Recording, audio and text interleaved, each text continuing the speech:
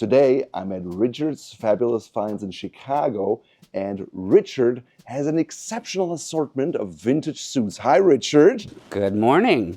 So what decades do we have here? So for everybody today, I pulled some suits from the 1940s, 50s, 60s, 70s, 80s, and 90s. So we've got several decades going on, and you'll also kind of see how certain styles and silhouettes repeat. But these are some of most of the decades that we carry in my shop will be from those particular time frames. Though it saddens me to say 80s and 90s is collectible, which means I'm vintage, but you know, however that works. So, but 40s. Your first suit is going to be your 1940s. To me, the true classic silhouette of the 40s has always been the double-breasted peak lapel. Did they offer like a 2 or 3 button notch lapel in that era? Absolutely. But when people come in and they want to look a specific era, I always try to point them in this direction. So, of course, and you had a lot of your beautiful novelty fabrics from that era. A lot of times, too, sometimes just the font and even the detailing on your vendor tag will give it away. What do you like about the 40s, the lapel, Well, I like the much higher trouser, the taper to the leg. And what I liked about the 40s is it did have a little bit of a shape. Get a little bit of nip at the ribs. You'll see there's kind of like even like a little darting that's here in the front. Whereas when we redid this again in the 80s, no shape. Very square, very, very boxy. So I would tell people, I said, if I pulled an 80s and a 40s, most wouldn't be able to really tell the difference. They both are just like a basic double-breasted suit. But there are certain bells and whistles that change within each decade. So guys that want affordable versions of the 40s, we usually kind of put them in the 80s and we taper it a little bit, or you can go into the real deal. So, but in the 40s, you're also going to see, so you've got your Hollywood trouser, your drop loop, your much wider leg with that great cuff. And also a lot of times too, colors and fabrics will change. You know, this is such a great, it's like a little micro window pane set into the fabric. You can even still see here in the back the way that there's actually a little bit of shape. So it's one of my preferred eras. And then you go into the 50s. And the 50s kind of came in, the pants stayed very similar. The colorations changed. We would sell a lot of pastels, just like in home decor and in women's wear. So this is one of the seafoam greens. I will have to say, like the 50s really did the best novelty fabrics. Unfortunately, I'm sold out of my flecked tweed suits and the cross hatches and the atomic flex. So the trousers in that era will be very, very similar to the 40s, in my opinion. But what changed was the stance on the lapel. And then a lot of times it went to 2 or 3 button with a notch. So 40s is the double-breasted, 2 or 3 button notch lapel. When you get into the 50s, there lies the shift. I mean, beautiful patch pocket details there too. Yeah. And the gorge is a bit lower than what you get today. Yes. What about shoulder padding? Extended. Yeah. Very, very large. I tell people, think of Ricky Ricardo. You know, to me, was the quintessential 1950s man when it comes to his silhouette. But also very, very boxy. And not quite as boxy as we did in the 90s. So this suit, just we were talking before about your 40s, 80s, now in 2020, by the way, the double-breasted peak lapel, back in a big way, which I'm sure you've showed. You go into your 1990s. See how they echo each other. So my prediction is 2030, this will be the suit that returns after the double-breasted has had its 4 to 5 or 6 year bump. So, but the colorations and the fabrics on that in that particular era were just absolutely divine. They'll never do that again. And then the 60s came along in what I call more of uniform dressing. So a lot of things, that's when your skinny lapel came into be, very Mad Men style. The drop loop ended, and you can see by that leg, much, much slimmer. And then the pleats almost always all disappeared at that point. So, and the body was very, very square. So that would be the difference. Also the difference in the fabric, shark skin became hugely popular. Anything with a shine, a little bit of a flare, but monochromatic. So your green suit would have your classic white shirt with your green tie. That would be, in fact, they even had booklets and even hangers that would say, blue suit, you wear this shirt with this tie.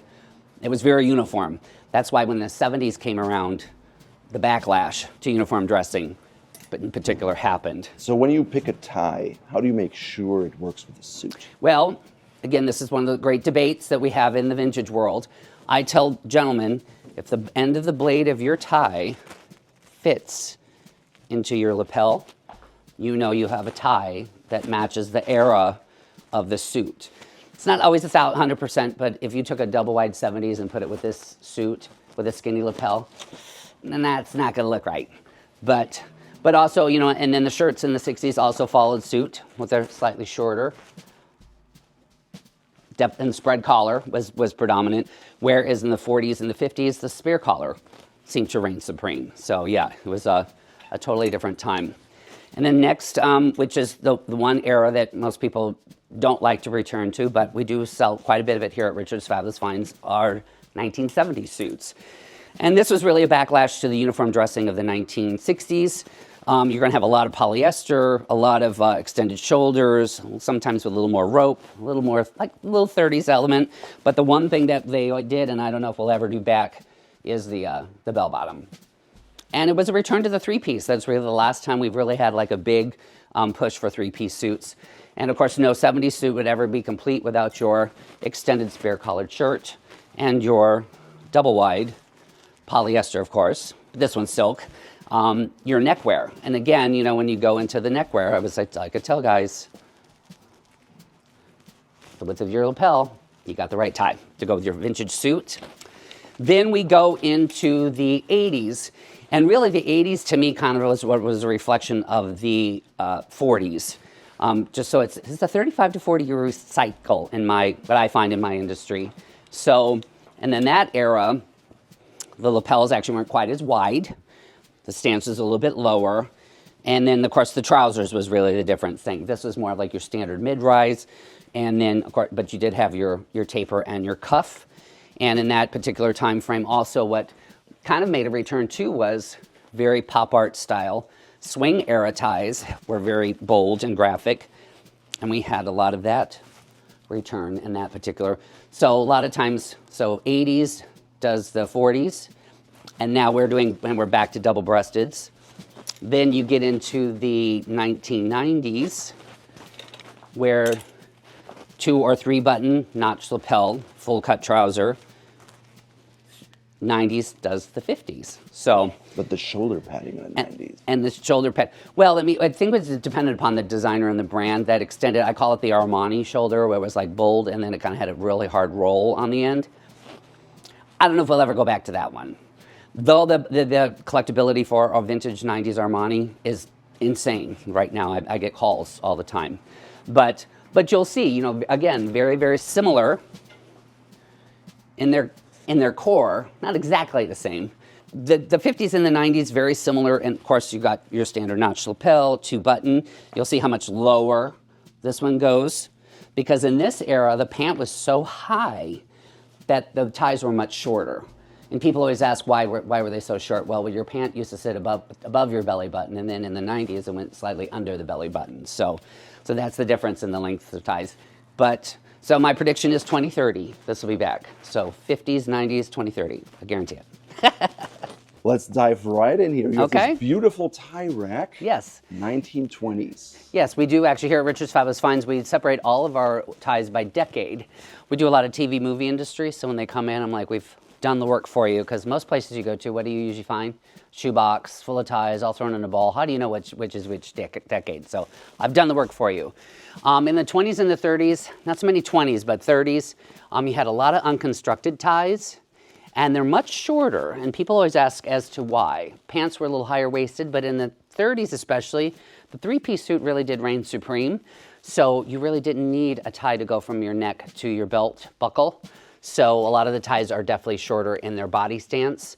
I even have some seriously very luxe crepe back ones, 30s in the dead stocks, and harder to find these days. Brocades are always really popular. Some of the screen prints, but the giveaway is usually the unconstructed body and the much shorter stance.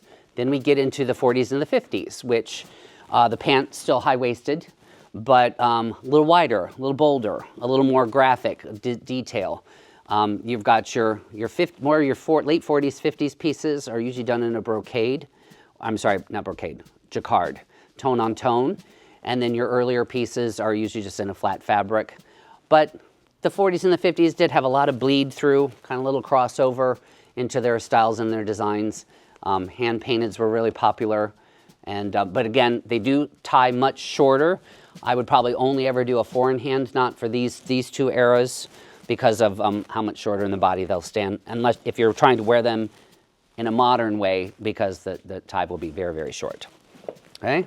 Then, of course, the late 50s and then the 60s was all about the skinny tie, definitely our #1 bestsellers here in the shop. But you know, the 60s did some really great detailing. I find a lot of embroidered, a lot of painted.